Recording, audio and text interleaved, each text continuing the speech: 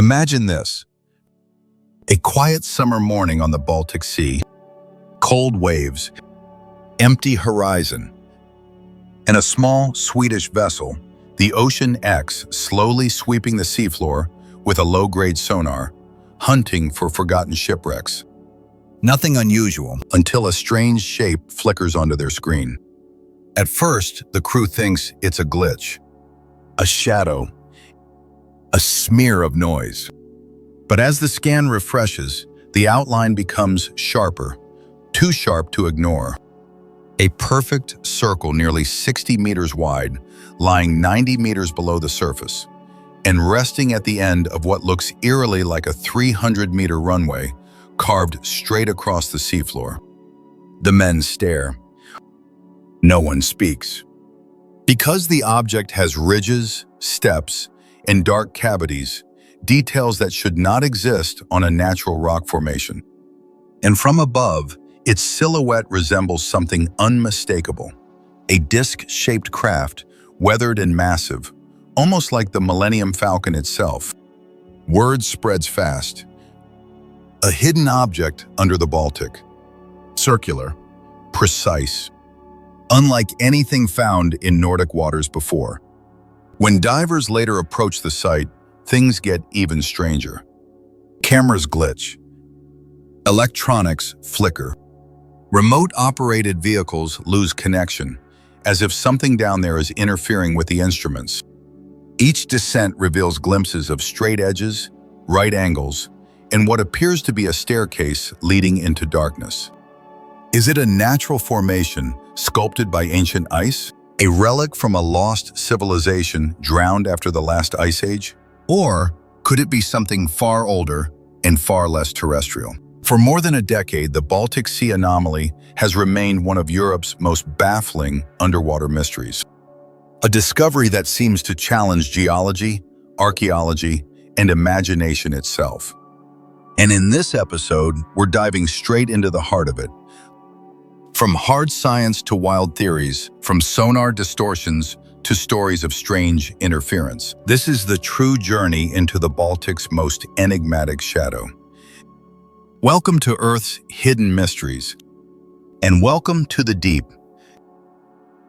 What the Ocean X team found next would push the mystery far beyond a blurry sonar image. When the divers first dropped into the cold, green-blue darkness, down to nearly 90 meters, they expected nothing more than an oddly shaped boulder. But as their lights swept across the seafloor, a massive silhouette slowly emerged. Bigger, sharper, and far more structured than anyone had imagined. The object wasn't just round. It was precisely circular, almost architectural, with a flattened top and sharply curved outer edges. Its surface wasn't smooth either. It was broken by straight lines, raised ridges, and strange, right-angled cutouts, the kind of geometry nature rarely creates by accident. One diver later said, "It felt like standing beside an ancient ruin, only underwater." But the strangest part was what lay behind it. Stretching far across the seabed was a long, perfectly straight scar, a 300-meter runway, as if something enormous had slid, skidded, or impacted the ocean floor before coming to rest exactly at the anomaly's position. The divers followed this runway with their lights, parallel grooves, a sunken trench, and a gentle slope leading directly to the base of the circular object. To them, it didn't feel geological. It felt directional, almost like trajectory. Circling the structure revealed even more. A series of shapes resembling evenly spaced steps, dark cavities disappearing into pitch-black hollows. A dome-like protrusion on one side, almost like a broken turret. And beneath the object, according to their scans, a feature that resembled a pillar or support, lifting part of the structure slightly off the seafloor. Then came the electrical disturbances. Lights flickered.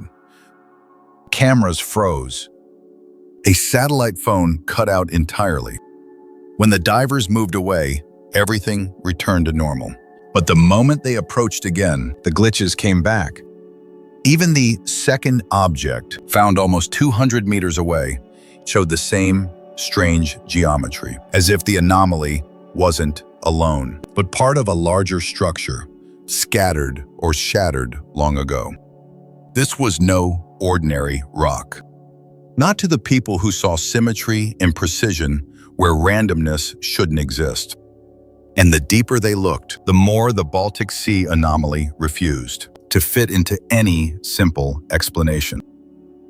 The deeper the team studied the anomaly, the more its shape invited theories that stretched far beyond geology. To some, the circular platform, the straight edges, the stair-like ridges, all looked eerily familiar. They didn't see a rock. They saw a craft.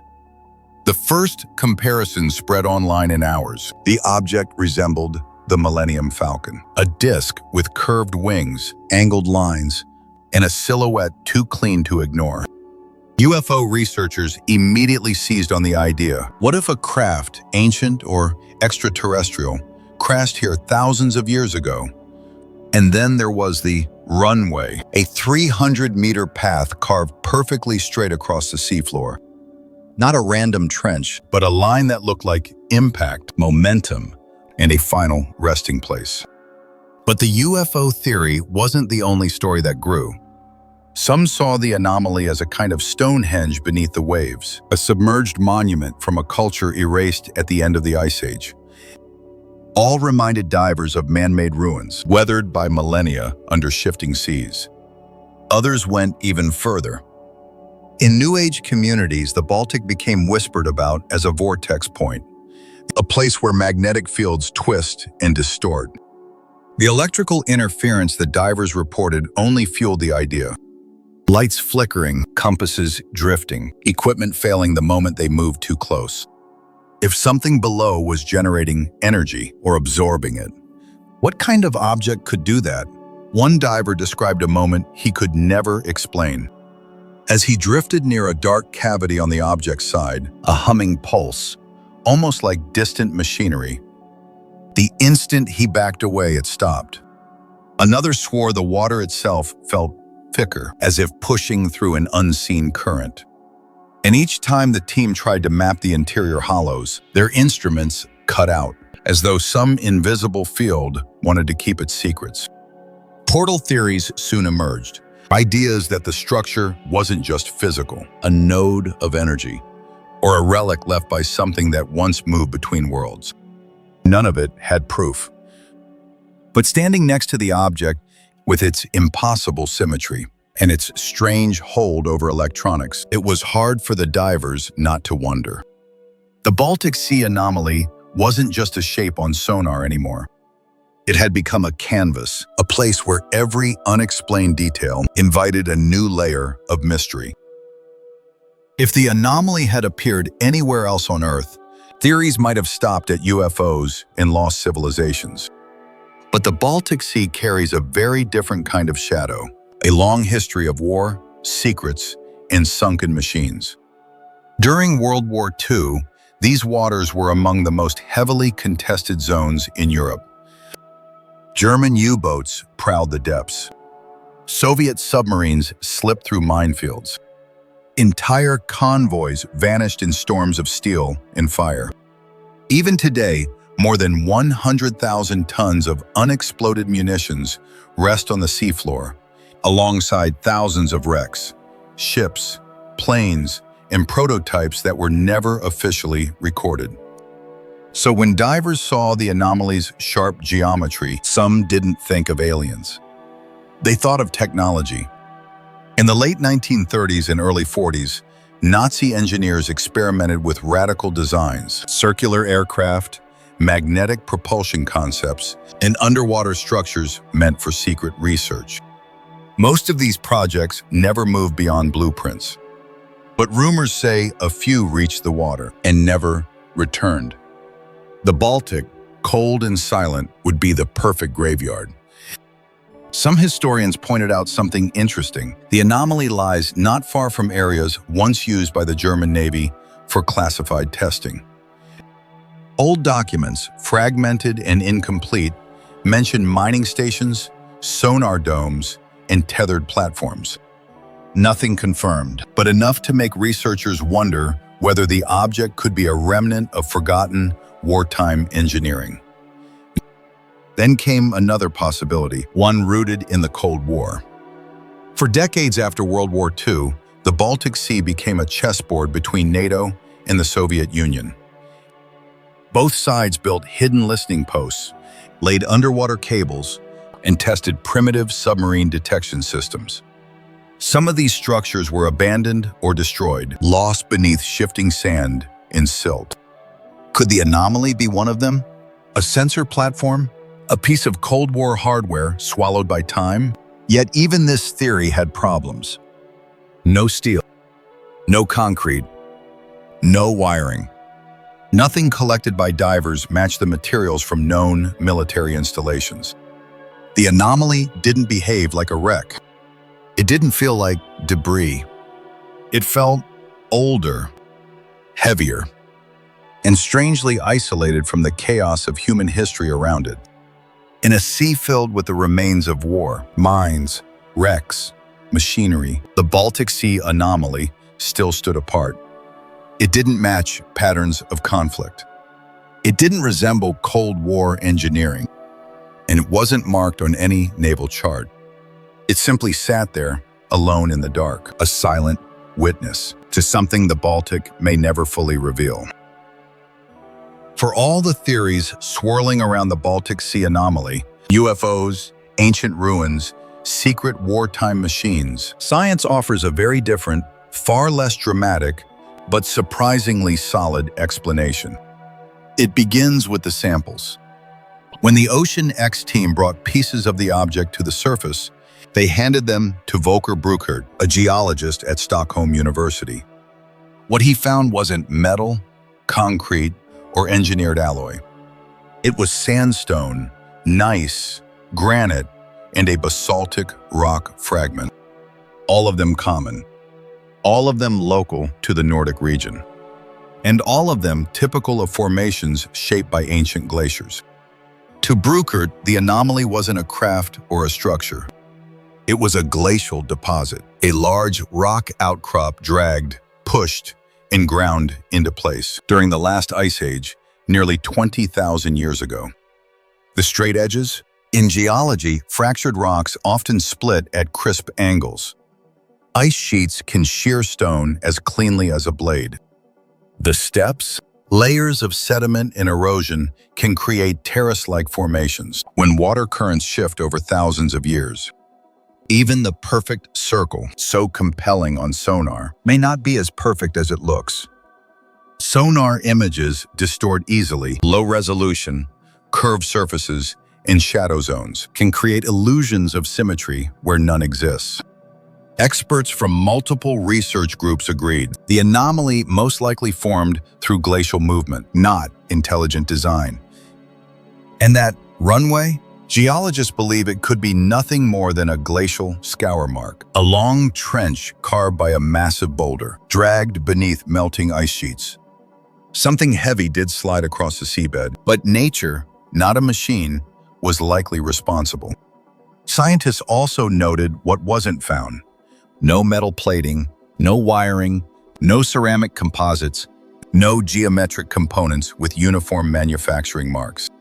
Nothing that pointed toward machinery or a human-built platform. Even the electrical interference, divers reported, has been challenged. Cold water, silt clouds, and high mineral content can disrupt older electronics, especially when using budget sonar and aging dive gear. In the scientific view, the Anomaly isn't a mystery at all. It's an impressive rock. A rare one, yes, and a dramatic one, but still a product of ice, pressure, and time. Yet despite the logic, despite the data, the Baltic Sea Anomaly refuses to die in the public imagination.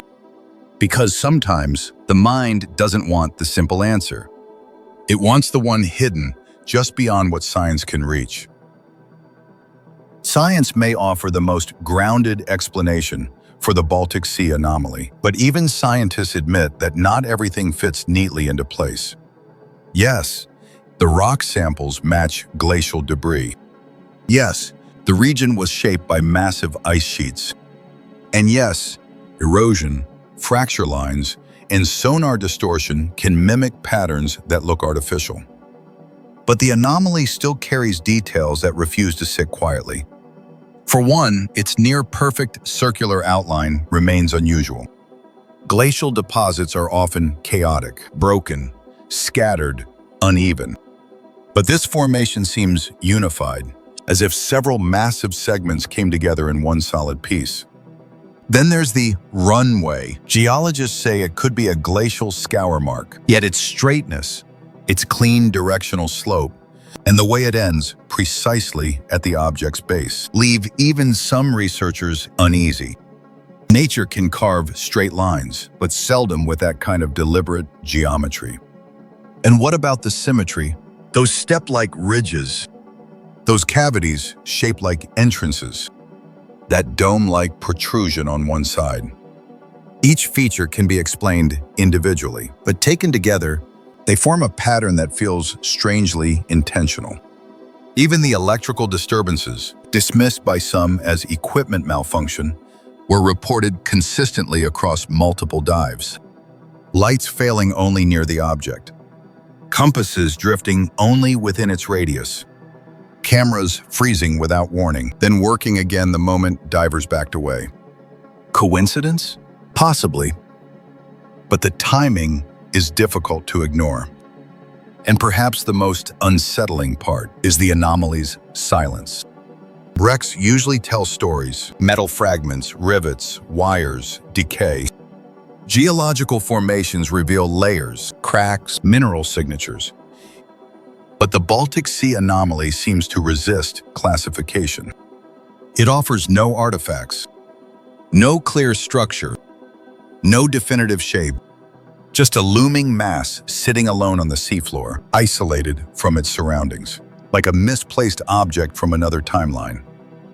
For all the attempts to explain it, the anomaly remains in a strange gray zone, 50% geology, 50% unanswered questions.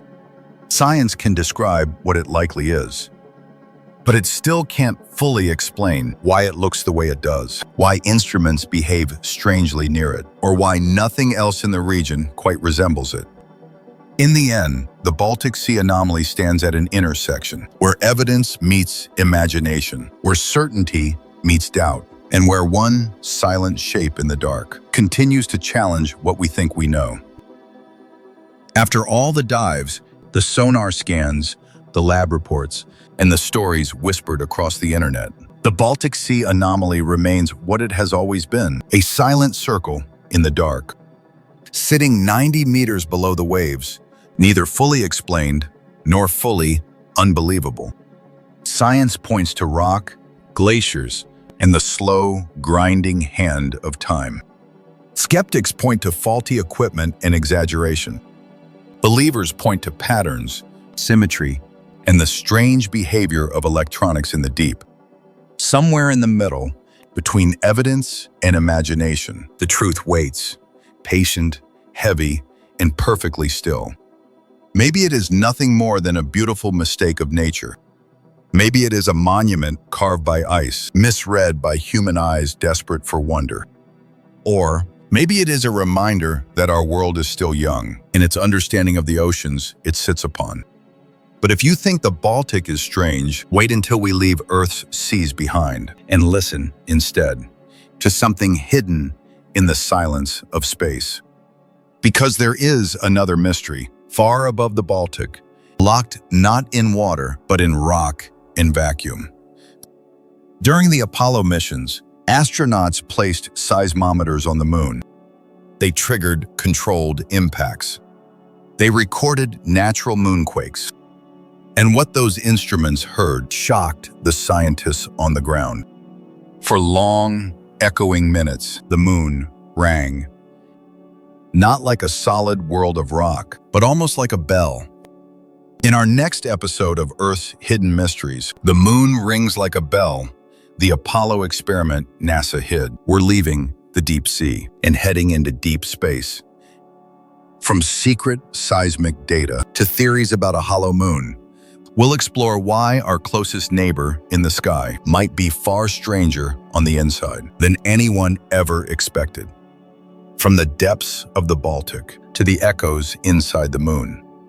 The further we go, the stranger it gets.